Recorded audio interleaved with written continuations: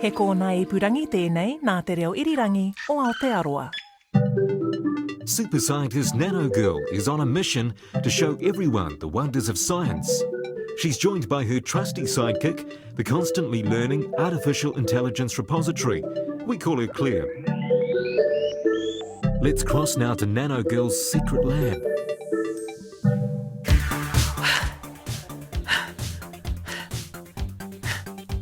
Nanogirl, what are you doing? I'm doing star jumps because it's freezing in here. But stars don't jump. Oh no, Claire, that's just an expression that we have. Star jumps are things that humans do when they jump around to try and get warm. My sensors say that it's now 8 degrees centigrade or just over 46 degrees Fahrenheit. I know, it's freezing. I've even got goosebumps. But you are not a goose. No, I'm definitely not a goose. It's just an expression. Humans get goosebumps when it's very cold. Claire, why is it so cold in here in the secret lab? You turned the air conditioning right down for the blubber experiment. Oh, that's right. Well, I better go find the butter for that. Before you get on to that, we've had a question from Briony. Hi, my name's Briony and I'm 9 and I'm from Seven Oaks School and I like to ask you, do animals get goosebumps? Oh, what a great question. Sounds like science adventure time. Let's fire up the jet vault. Leave the air conditioning on, Claire. I'll get back to that experiment when I get home.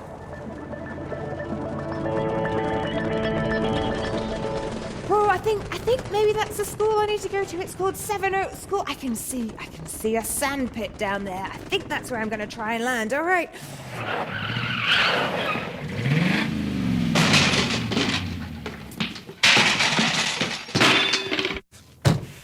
Oh, survived that. Right. Let's figure out if I'm in the right place. Oh, there's a classroom over there. Let me just go see if anybody's in there. Oh, hi everybody. Where am I? You're at Seven Oaks School. Oh, great. Perfect.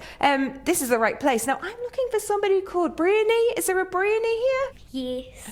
Is that you? Yes. Hey, Briony, you asked a question to the Nanogirl team. Do you remember what your question was? Do all animals get goosebumps? Do all animals get goosebumps? I really like that question, so we're going to go on a mission to try and find that. But first of all, does anybody know what goosebumps actually are? It's when you get really cold and you have these little bumps on your arms. Amazing, when you get bumps on your arms. Have anybody had goosebumps before?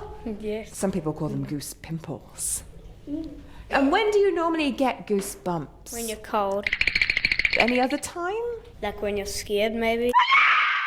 And sometimes people get it when they listen to something amazing. So you can listen to music that moves you and you might get goosebumps. So I really like that question, Briony. And I'm a nanotechnologist, so I don't know if other animals get goosebumps, but I think we should go on a mission to find somebody who might know. Going up.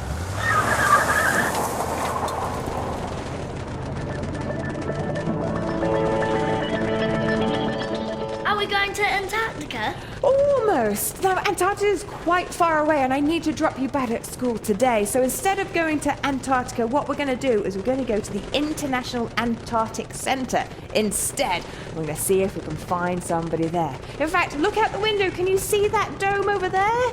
That dome, see that all the way down there? That's where we're going. All right, hold on tight.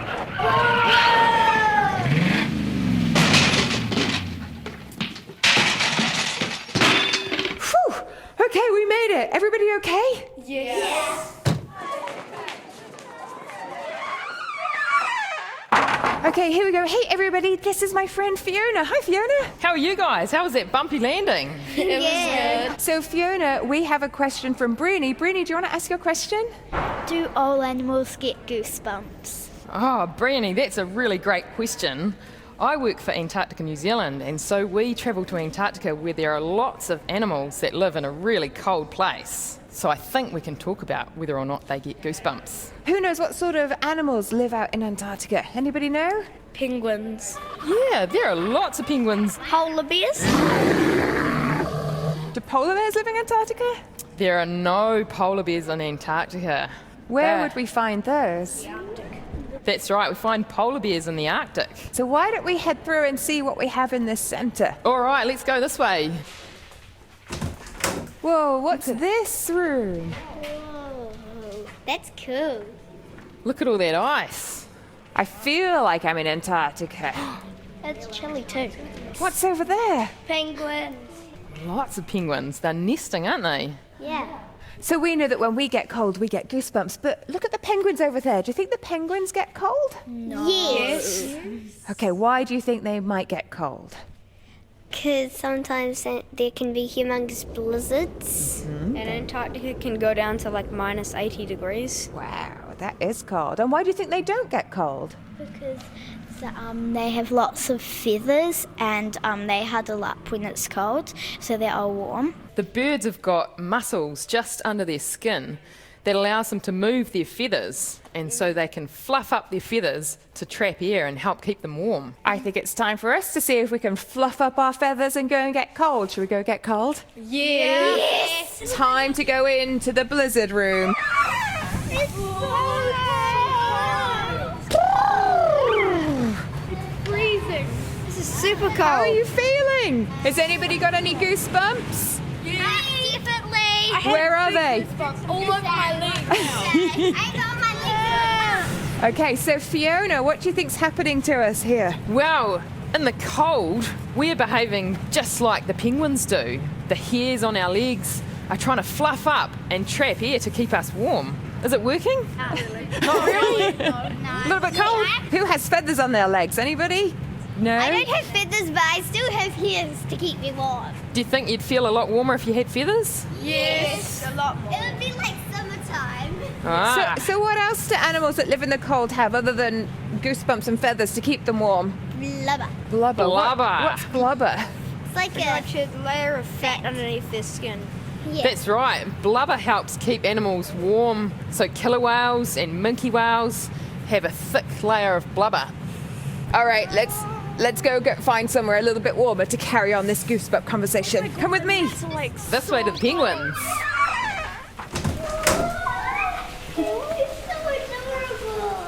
I'd like to introduce you to my friend Shannon, who helps look after these penguins. Hi guys, how are you? Good. Feeling So- nice and warm? Yeah. Much warmer than before. So we had a question. Did you want to ask your question? Do all animals get goosebumps? Oh, I'm getting goosebumps just thinking about it. Penguins are very, very special compared to other animals. They have ways of not having to get goosebumps. Looking out here, we've got our little blue penguins. So these are New Zealand penguins. So they don't go to Antarctica, too cold for them.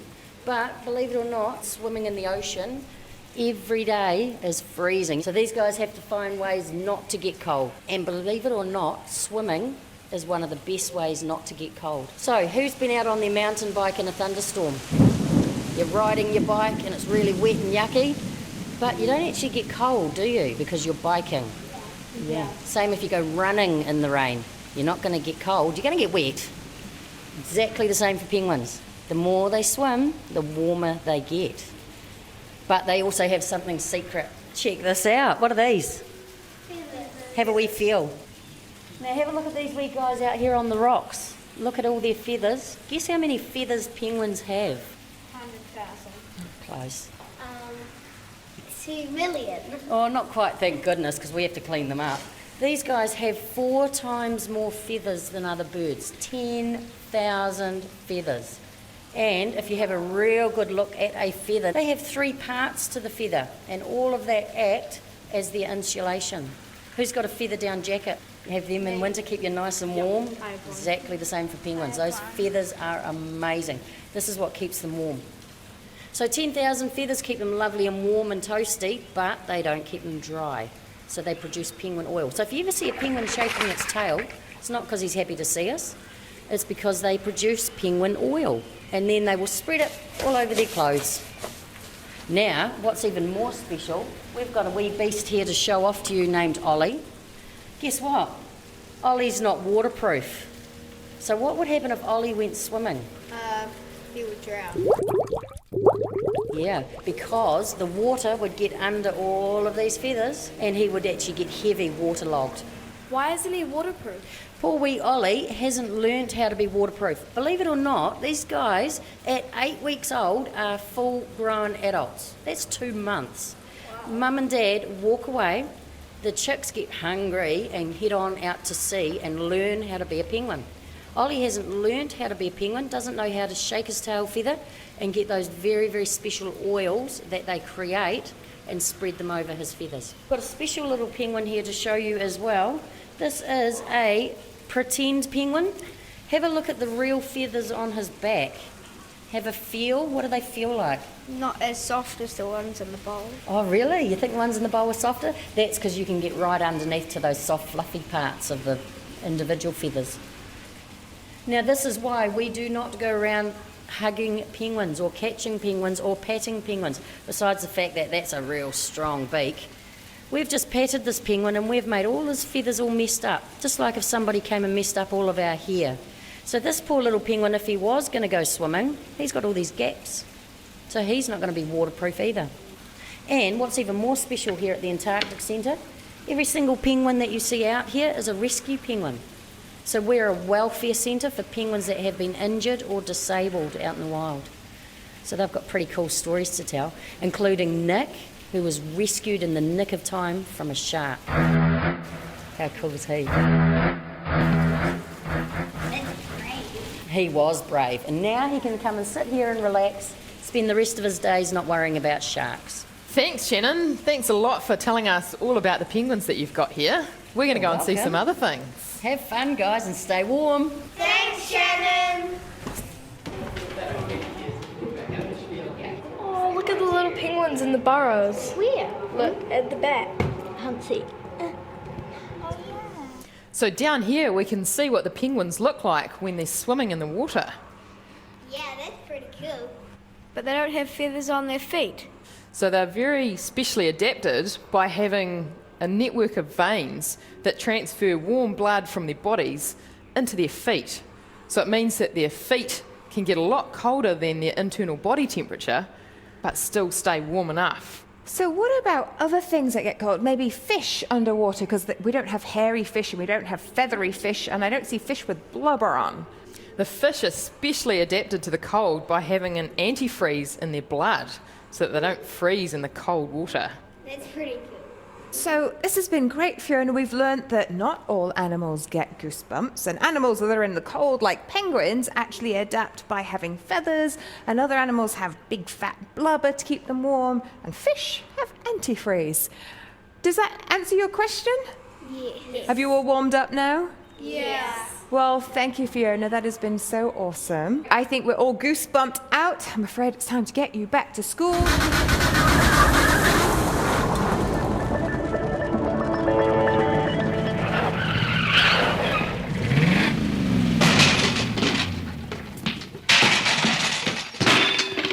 I can't wait to get back to my nice warm lab. Hey Claire! Welcome back, Nanogirl. We had such a fun time today finding out about how animals keep warm in Antarctica and they don't get goosebumps. Why is it so cold in here? You asked me to leave the air conditioning on. Oh, that's right. My blubber experiment. Right, let's get to the secret lab. We can do an experiment where you make your own blubber and see if it keeps you warm. So what you're going to need is some cooking oil or some lard or some cooking fat. I've got some margarine here, and you're going to put it into a sandwich bag. So scoop it out and fill the sandwich bag with, well, I have margarine here or some lard. Next, you're going to take another sandwich bag and you're going to put it inside, and that's going to protect your hand. Now you need to find something very cold. So we're going to take some ice cubes, and we're going to put them into a bowl of water. Ooh, that looks cold. Now what you're going to do is put your hand into the bag that's filled with blubber or fat. Now put it inside the clean bag so you don't get all yucky. And you're going to put that hand into the ice cold water. But you're also going to put your other hand in that isn't protected and see if you can feel the difference. Here we go. One hand in, and other hand in. My uncovered hand feels so cold. But weirdly, my hand filled with blubber, or margarine in this case, is still toasty warm. And this is how animals stay warm even though they're swimming in very, very cold waters. Now see how long you can keep your hands in for. Uploaded. To have your own science adventure, check out the video on the RNZ website. It's got all of the instructions you're going to need to make some blubber. Have a go and let us know how you get on by emailing us at scienceadventures@rnz.co.nz. Nanogirl, why are they called goosebumps? Oh, it's because when they pop up on your skin, if you're human, looks like the skin of a goose when the feathers have been taken off. What's weird is that in different countries, bumps are named after different birds. So in French, it's chicken skin, in Korean, it's hen skin, and in Hebrew, it's duck skin. Thanks for listening to Nanogirl's great science adventure. And thanks to Fiona Shannon from Antarctica, New Zealand, and the cool folk at the International Antarctic Centre for helping us to answer this week's question. We had such a great adventure with Briony and her friends at Seven Oaks School. Listen to Nanogirl's great science adventure on Apple Podcasts, iTunes, Spotify, Stitcher, and most other podcast apps. Click on the subscribe button and get every episode straight to your device. You don't want to miss next week's episode when we'll find out what microplastics are. If you have a great question, you can email us at scienceadventures@rnz.co.nz. And if you've had a go at the experiment, send us a photo of the finished product. This podcast couldn't have been made without Dr. Michelle Dickinson, Sophie Fern, Janet Van, Joe Davis, Crystal Lee Brown, Liz Garton, Anna Tovey, Claire Easton, Verily, Pinky Fang, and all the incredible RNZ sound engineers, and our executive producer, Tim Watkin. Nanogirl's Great Science Adventures made possible by the New Zealand On Air Innovation Fund.